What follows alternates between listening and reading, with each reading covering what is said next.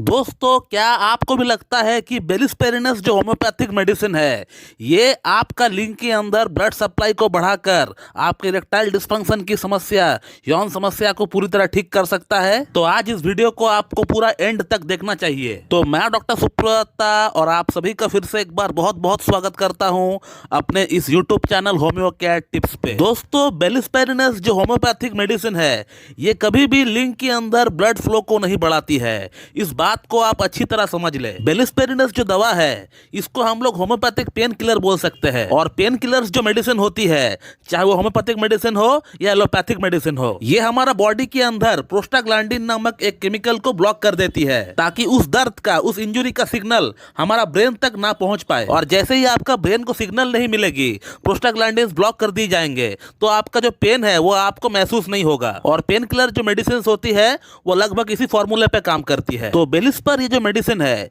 ये deepest soft tissues में जो इंजरीज होती है, जो कि बॉडी का बहुत ही कोमल अंग होता है, लाइक यूट्रस हो गया, ब्रेस्ट हो गया, पुरुषों की जननांग हो गया, इंटरनल सॉफ्ट मसल हो गया, या जॉइंट्स में कोई प्रॉब्लम हो गया, जहां साइनोवियल फ्लूइड्स पाया जाता है, जहां बॉडी में सॉफ्ट टिश्यूज पाया जाता है, और जहां ब्रूइस पेन होता है, जहां सोरनेस हो जाता है, जहां बहुत ही सीवियर पेन होता है, वहां पे ये मेडिसिन काम में आती है। तो ये मेडिसिन आपके इरेक्टाइल डिस्फंक्शन में तभी काम में आएगी जब आपका जननांग में, जब आपका लिंग में कोई चोट लग गया हो, कोई अगर इंजरी का कोई हिस्ट्री हो, और उस चोट का लगने के बाद से आपको इरेक्टाइल डिस्फंक्शन का इशू चालू हुआ है, तब ये इशू में आपका ये मेडिसिन काम में आएगी। लेकिन उस पेन में, आपका जननांग में, आपका पेनिस में बहुत ही पेन होना चाहिए, या फिर वहां स्वेलिंग होना चाहिए, वहां ब्रूइस जैसा पेन होना चाहिए, तभी ये मेडिसिन वहां पे काम करेगी।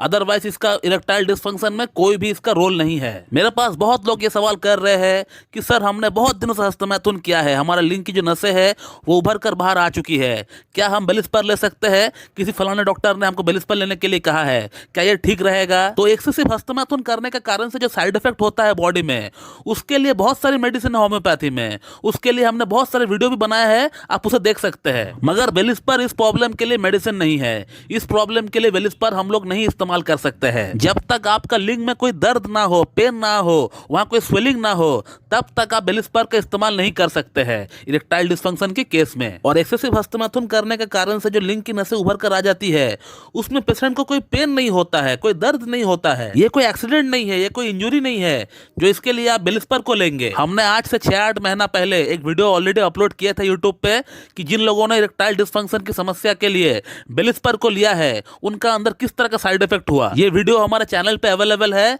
आप उसे जाकर देख सकते हैं। और हमारे पास आए दिन ऐसा पेशेंट आते रहते हैं जहां पेशेंट ने बेलिस्पर को इस्तेमाल किया और लेने के बाद उनका अंदर साइड इफेक्ट चालू हो गया। आज से 3 दिन पहले ही एक पेशेंट आए थे, उसका स्क्रीनशॉट मैं लगा देता हूं, आप देख लीजिए। इरेक्टाइल डिस्फंक्शन में बेलिस्पर को इस्तेमाल करने के बाद उनका अंदर कैसा प्रॉब्लम बढ़ गया, ये आप उनका बातों से आप पता लगा सकते हैं। तो यहाँ वहां का वीडियो देखकर, खुद से आर्टिकल पढ़कर कोई मेडिसिन लेना ये कभी भी सही नहीं होता है, कभी भी ठीक नहीं होता है। और अगर आपको कोई समस्या है तो हमेशा बेस्ट ये होता है, मैं हमेशा आप लोगों को एक चीज बोलता हूं कि आपका गांव में, आपका शहर में, आपका टाउन में जो भी बेस्ट होम्योपैथ है, आप उनसे जाकर मिले, उनसे मीट कर, पर्सनली केस टेकिंग कराकर उनके अकॉर्डिंग आप ट्रीटमेंट लीजिए। वो जो मेडिसिन आपको देता है वो मेडिसिन आप खाइए, आपको बिल्कुल भी शर्माना नहीं है। बहुत लोग जो है शर्म के मारे डॉक्टर के पास जाना पसंद नहीं करते हैं, लेकिन आपको बिल्कुल भी शर्माना नहीं चाहिए। इसे आपको एक रोग की तरह, एक डिजीज की तरह आपको ट्रीट करना चाहिए। ये किसी को भी हो सकता है, एक डॉक्टर को भी हो सकता है। फिर आप देख पाएंगे कि होम्योपैथी में इसका कितना बढ़िया ट्रीटमेंट है।